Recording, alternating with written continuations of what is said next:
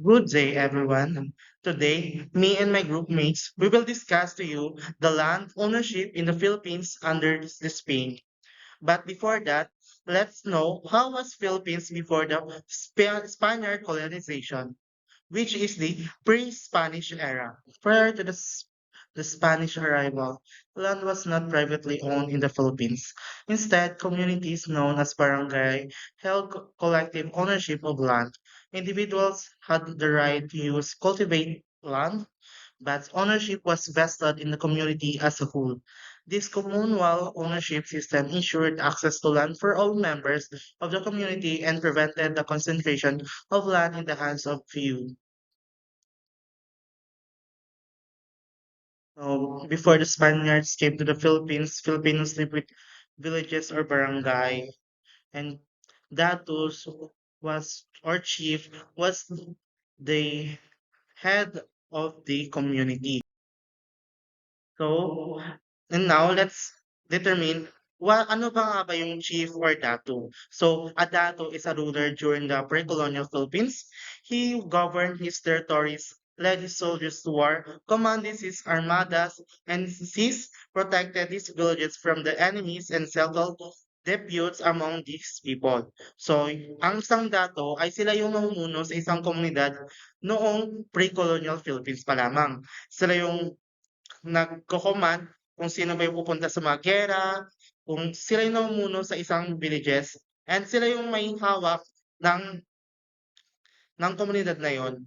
And ang dato ay yun ang pinakamataas na antas ng Pilipino nung pre-colonial Philippines.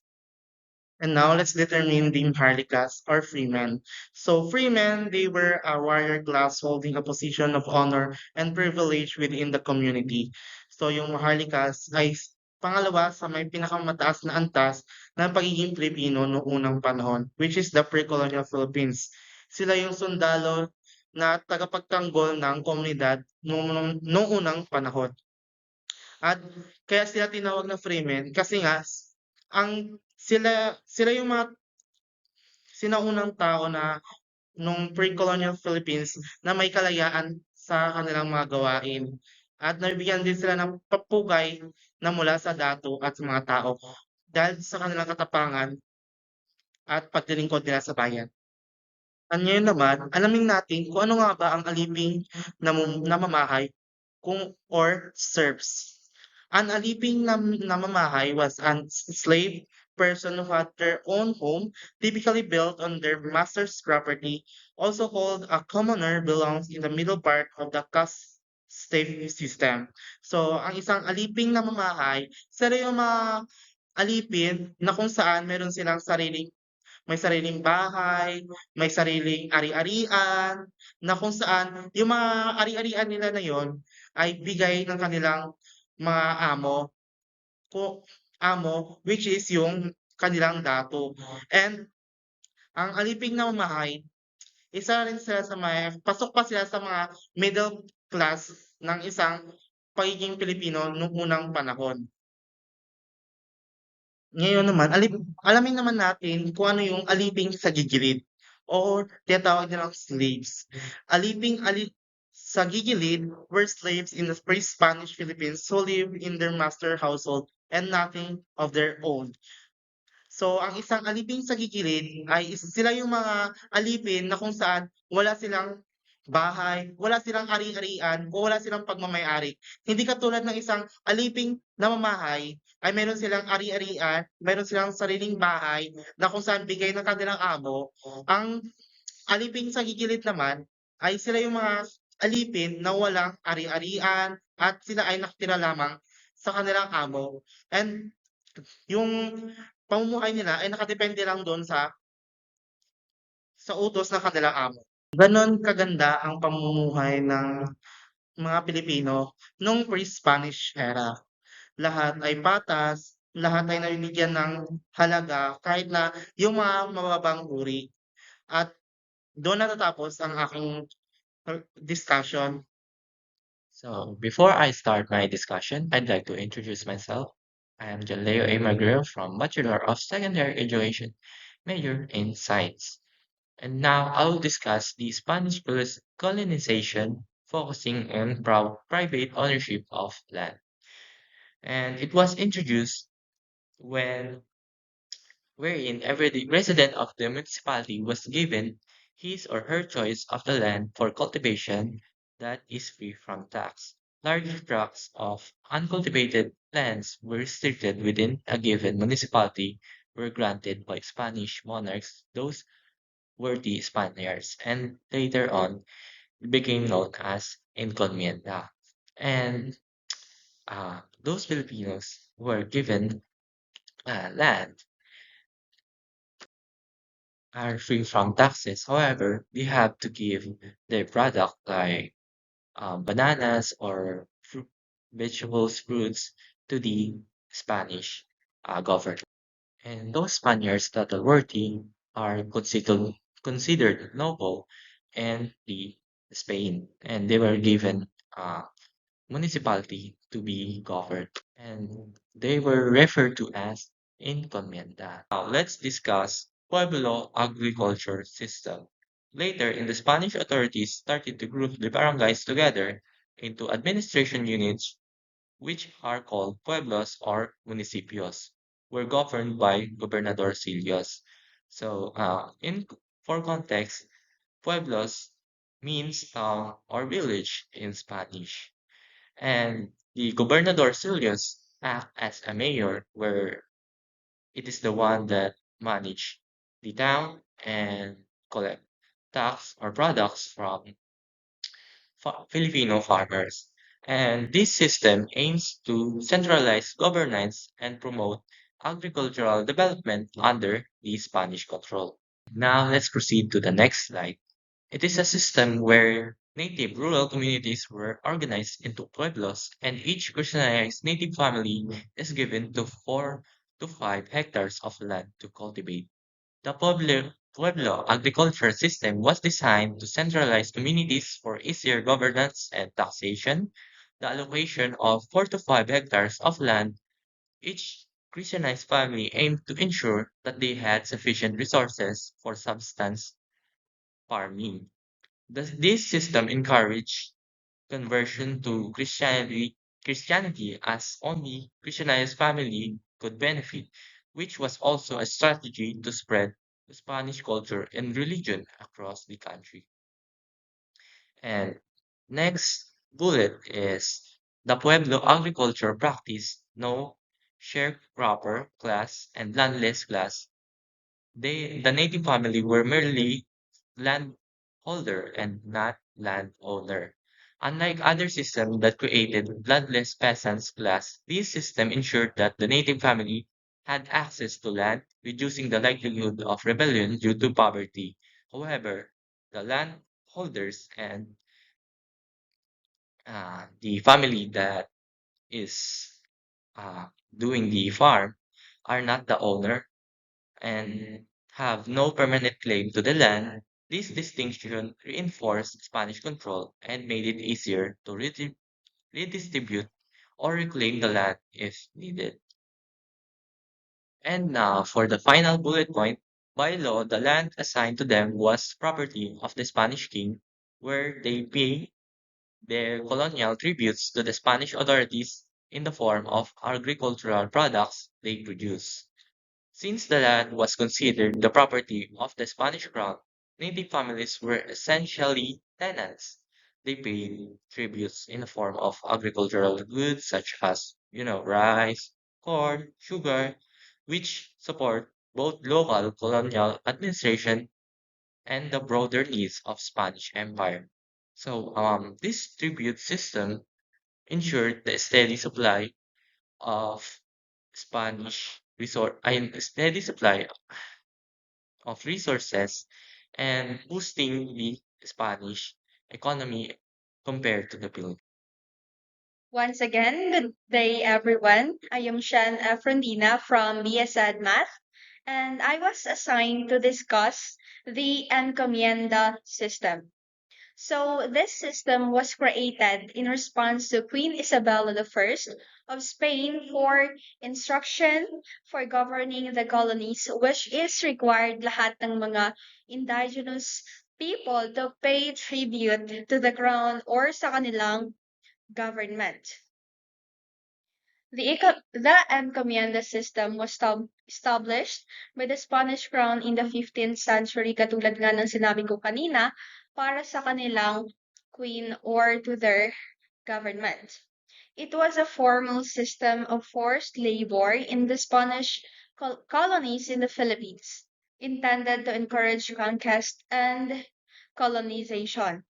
So, yung mga Spanish colonists before was given legal rights to extract forced labor sa ating mga indigenous people bilang kapalit or mabigyan sila ng protection. Pero ang kinalabasan, parang naging intended siya to encourage conquest and colonization. Kasi nga, parang nawala na yung mga tao before ng karapatan na mamuhay or gawin yung mga gusto nila. Under this system, leaders of the indigenous community paid tribute to colonists. This system was fundamental to the economics of early Spanish colonialism.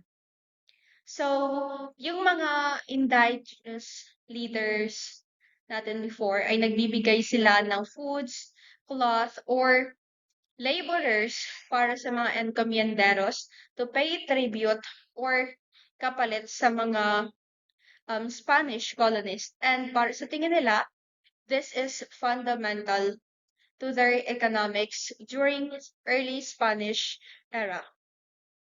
It was also called as an unfair and abusive system because they were made to sell their products at a very low price or surrender their products to the encomenderos who resold this at a profit.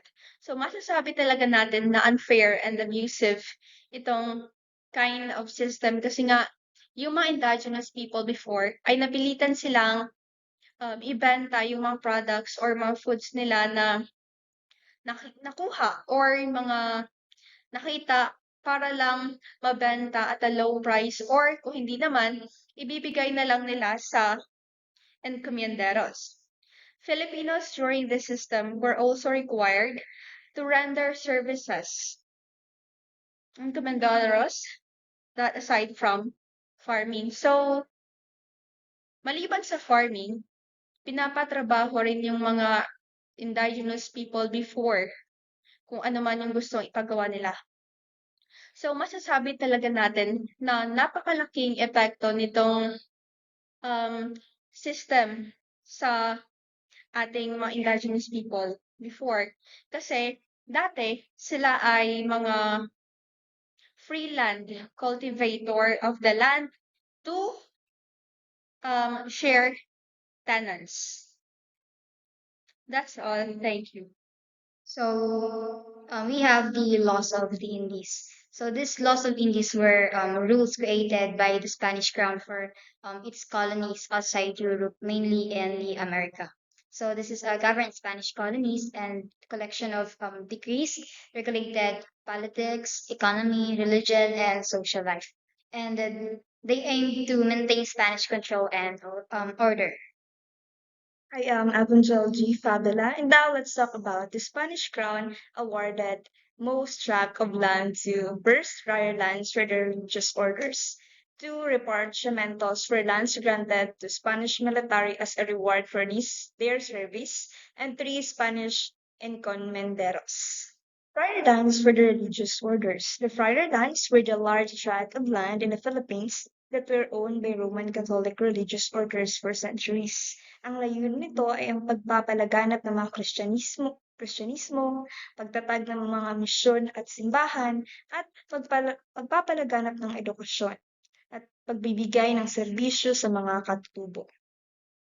Ang naging epekto nito ay ang pagkakaroon ng malaking kapangyarihan ng mga prayle sa mga lupaing binigay at pag-abuso sa mga katutubo, pagkakaroon ng kahirapan at kagutuman, pagpapalaganap ng mga sakit, at pagkakaroon ng mga pag-aalsa at rebellion. Next is repartimientos for lands granted to the Spanish military as a reward for their service. The repartimiento system was a labor system used by the Spanish to force indigenous people in the Americas to work for them. Ang repartimiento ay isang sistemang panglupa ng Espanya ng Pilipinas at ibang kolonya noong ika-16 hanggang sa ika-19 na siglo. Ito ay may nagbibigay ng lupa sa mga sundalo at opisyal ng militar bilang gantimpala sa kanilang serbisyo. Pagkakaroon ng lupa bilang gantimpala sa serbisyo ng militar, pagbibigay ng lupa sa mga sundalo at opisyal. At naging epekto nito ay malaking kapangyarihan sa mga lupaing ibinigay. At pagkakaroon ng pagpapalaganap ng mga sakit, pagkakaroon din ng pag-aalsa at rebellion. Next, ang Spanish encomenderos. Encomenderos were those who were under the encomienda system. They were granted the right to compel indigenous people to work their land and pay tribute. Encomenderos are also mandated through the grants to convert natives to Christianity and endorse Spanish as their primary language. Ang mga Spanish encomenderos ay mga Espanyol na nagkaroon ng kontrol sa mga lupaing nasakop ng Espanya at Amerika noong ika-16 hanggang ika-19 siglo. Sila ay mga nagpapamahala sa mga enkomendya, mga lupaing ibinigay sa kanila ng mga Espanyol. Ang mga tungkulin nila sa pamamagitan ng pagpamamahala sa lupa at mga naninirahan. Ang epekto nito ay pagkakaroon ng malaking kapangyarihan sa mga naninirahan, pang-abuso rin sa mga katutubo. Lumawak ito sa ibang bahagi ng Amerika at Pilipinas. Pinagbawal ng Espanya ang pag-alipin sa mga katutubo, ngunit ang mga encomenderos ay nagpatuloy sa pang-abuso. Ang mga Spanish encomenderos ay may malaking papel sa kasaysayan ng Amerika at Pilipinas, ngunit ang kanilang mga ginawa ay nagdulot ng malaking pagdurusa sa mga katutubo. Lastly, what is caciquism? It means boss rules or boss rule. The newly commissioned cabezas took to their task as an agent of Spaniards, acting as intermediaries between the Spaniards and their people. They worked to the various opportunities for enrichment, such as oppressive polo, forced labor. Oppressive polo, it was what we call forced labor, and bandala, compulsory sale of farm products to the government. Ito ay isang sistemang politikal at pang-ekonomiya na umiiral sa Pilipinas noong panahon ng kolonyalismo ng Espanya at nagpatuloy hanggang sa panahon ng Amerikano. Mga katangian ng kasikisam na ito ay pagkaroon ng malaking kapangyarihan ng mga lokal na pinuno sa lupaing kanilang kinokontrol at nagkaroon din ng pang-aabuso sa mga katutubo at magsasaka, pagkaroon ng monopolyo sa lupa, negosyo at politika. Naging epekto ito ng malaking pagkakawatak-watak sa lipunan, pag-abuso sa mga karapatan ng katutubo, at pagkaroon ng kahirapan at kagutuman. Nag-ugat sa sistemang enkomendya ng Espanya kung saan ang mga Espanyol ay nagbibigay ng lupa sa mga lokal na pinuno. Ang sistema ay nagpatuloy hanggang sa panahon ng Amerikano, kung saan ang mga kasike ay nagkaroon ng malaking kapangyarihan sa mga lokal na gobyerno. Ang kasikisam ay isang kompleks na sistemang politikal at pang-ekonomiya na nagdulot ng malaking epekto sa kasaysayan ng Pilipinas. Yun lamang. Next is we have the hacienda system. So this hacienda system was a system of land ownership and control that was used in Spanish colonial work. So under the system were wealthy families, often of Spanish or mixed Spanish and Native American descent, and they owned large estates called haciendas. And these haciendas were used for various purposes, including farming, ranching, and mining.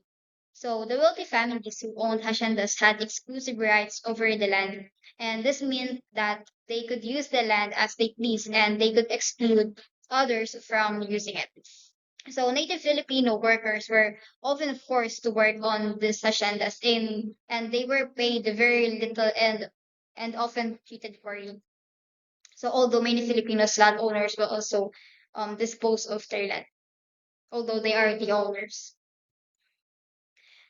And if a Filipino landowner did not have a written document proving ownership, they could lose their land to someone with a documented title, even if they had been using the land for generations.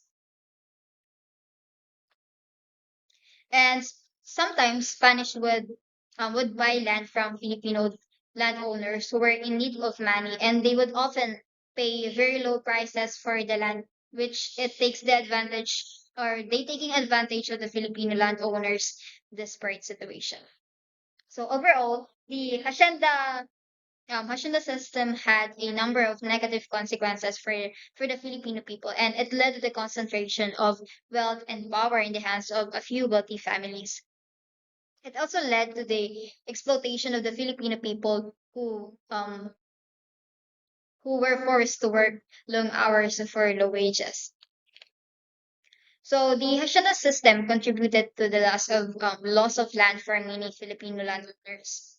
And this system was a system of injustice that benefited a few wealthy families at the expense of the majority of the Filipino people. The next one is the 1865. So this is a law that the Spain passed that allowed people to claim and register land and their own names, even if they didn't actually own it. And this meant that many wealthy people and landowners were able to take control of land that had previously been used by Filipino peasant families. So there are a lot of Filipino families who have been living on and using the land for generations, and they were forced to become tenants or laborers on their own land. And this new law gave wealthy landowners even more power and control over the land and the people who work on it. So this unfairness and the desire for land ownership were major reasons why many Filipino revolted against Spanish rule. And they wanted to regain control of their land and live freely. So before the Spanish came, Filipinos had a system of communal land ownership. And this meant that land was shared by the community and everyone had access to it. So the 1865 law was a key factor in the land problems that plagued the Philippines for many years. And it led to the loss of land for Filipino peasants, increased power for wealthy landowners, and fuel revolts against Spanish rule. So from 1521 to 1898, Spanish colonization profoundly impacted the Philippines' land ownership landscape. And our presentation is about the historical context and the key legislation and lasting effects of Spanish era land ownership policies. And that will be all. Thank you.